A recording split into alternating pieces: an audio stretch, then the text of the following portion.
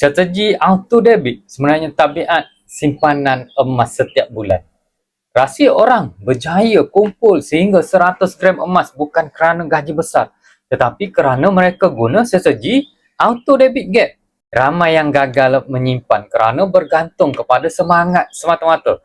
Tetapi bila aktifkan auto debit gap, simpanan menjadi automatik. Tidak perlu fikir, tidak perlu tunggu. Kita selalu niat ingin simpan setiap bulan, tetapi bila gaji masuk, duit habis dibelanjakan.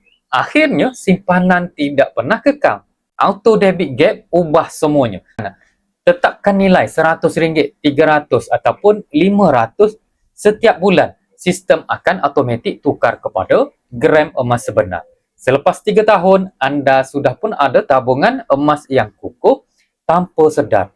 Kata mentor saya, simpanan bukan tentang berapa banyak kita ada, tetapi berapa konsisten yang kita simpan. Aktifkan auto debit gap hari ini dan bina tabiat simpanan emas tanpa tekanan. Saya boleh bimbing langkah demi langkah untuk mulakan tabungan. Untuk mulakan tabungan, hubungi saya untuk bimbingan. Like dan follow video ni untuk info emas yang seterusnya. Assalamualaikum.